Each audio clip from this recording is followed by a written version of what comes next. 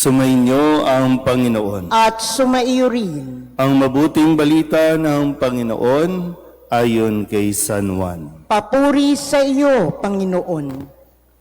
Noong panahong iyon, sinabi ni Jesus sa kanyang mga alagad, "Ngayoy paroroon na ako sa nagsugo sa akin. Wala isa man sa inyong nagtatanong sa akin kung saan ako pupunta. At ngayong sabihin ko sa inyo, natigib kayo ng kalungkutan, ngunit dapat ninyong malaman ang katotohanan.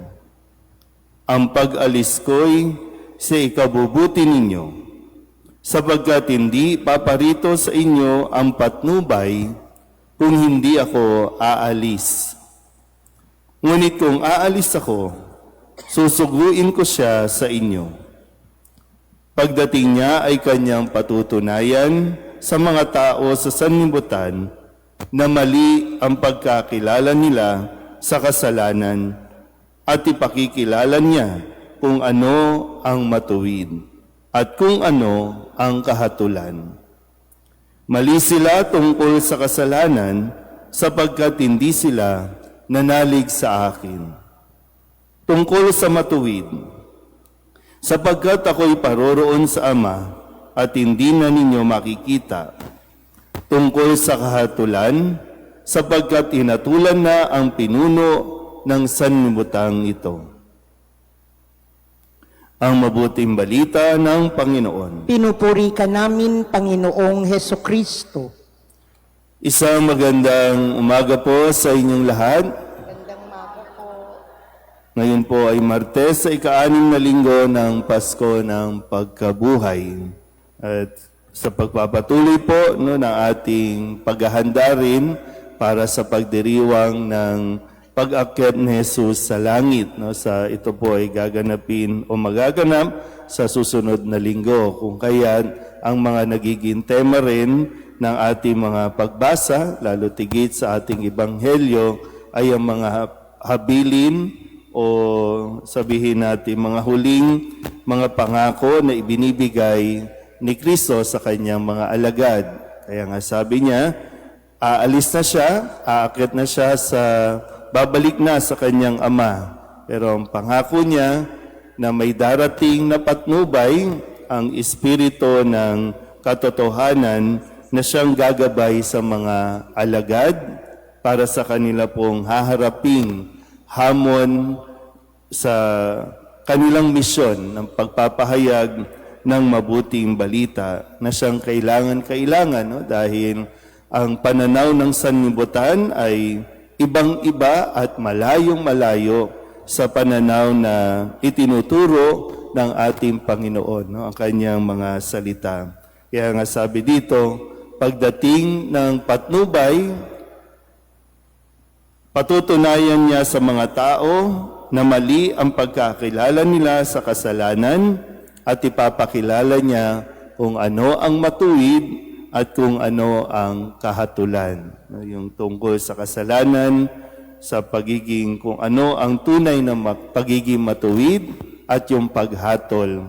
Ito yung ibibigay ng Espiritu Santo o ng patnubay sa mga alagad na siyang kailangan din natin, na magandang ipanalangin natin, na nawa hindi lang sa mga alagad kundi maging magpasa hanggang ngayon, nawa ay sumaatin ang Espiritu ng katotohanan.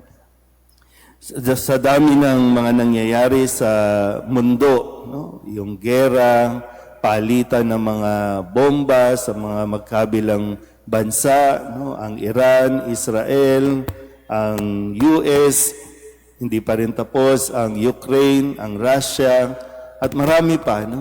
Sa atin, mayroon ding krisis. Nagkikrisis tayo pagdating sa politika. Talagang sumasabay sa init ng panahon, ang init ng mga pangyayari sa ating Senado. Minsan, para bang ano ba ang gagawin natin? Tayo bang mga taong simbahan na tinatawag? Tayo bang mga nagsisimba? Uupo lang ba tayo? at hahayaan na lang natin ito? Papaano ang sinasabi sa atin sa Ebanghelyo tungkol sa patnubay? Wala ba sa atin ang Espiritu o ang patnubay para tanggapin na lang natin na kapag may kasalanan, ipagtanggol? Kapag walang kasalanan, ipakulong at hatulan? Na yung pananaw at morality natin ngayon dahil sa mga leader ng ating lipunan ay pilit na binabago? Hindi lang ang kasaysayan, maging ang pag-uugali, binabago natin. So talagang krisis ang mangyayari. So ano bang gustong ipaalala sa atin? Nagkukulang ba tayo sa pagkilala sa Espiritu Santo? Kung kaya't hindi na natin nalalaman, no? Sabi nga dito, di ba, tungkol sa kasalanan, tungkol sa kahatulan, at tungkol sa matuwid. Ipapakilala ito ng patnubay o ng Espiritu. Hindi na ba natin kinikilala o tinatawag ang patnubay na dapat laging gumagabay sa ating mga desisyon? Sabi nga, no, meron tayong problema kasi yung mga kasalanang itinuturing noon, hindi na natin itinuturing na kasalanan. Bagaman, hindi nagbabago na ang kasalanan ay kasalanan. Parang normal na, okay na lang po yan. No? Naririnig natin sa mga bata-batang mga congressman natin na okay lang magnakaw. Kasi bahagi na yan ng politika eh. Nandyan na yan, hindi na natin mababago yan. So yung pananaw natin, okay lang yan. Kaya pag upo nila, paglilingkod, hindi na paglilingkod. Paghahanap buhay na ang ibig sabihin ngayon ng lingkod bayan.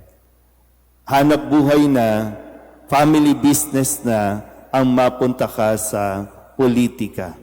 Ito na ba talaga? Kaya talagang kailangan nating magdasal, kailangan natin ng patnubay.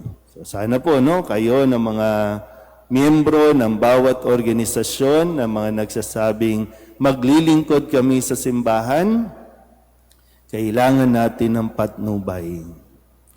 I-acknowledge natin yan at makiusap tayo sa Diyos. Ipadala sa atin ang patnubay nang sa ganon, manindigan tayo pagdating ng panahon na kinakailangan tayong manindigan. Kaya nga sa unang pagbasa, ang mga alagad, kahit na sila ay ipinakulong, kahit na sila ay dinala sa kadilim-diliman, sa kasulok-sulukan ng bilangguan, nanatili pa rin ang kanilang pananampalataya at kahit nasa kadiliman, sumikat pa rin ang liwanag. Kaya't yung mga ibang nakabilanggo, maging yung mga bantay ng bilangguan ay nanampalataya kay Kristo. Kaya sa kadiliman, nawa mas magliwanag ang ating pong pananampalataya. Pero muli, ipagdasal natin ang ating gobyerno sa krisis na sila din ang may gawa. Dahil sa patuloy na pagbabago at patuloy na paglayo sa kautusan ng Diyos.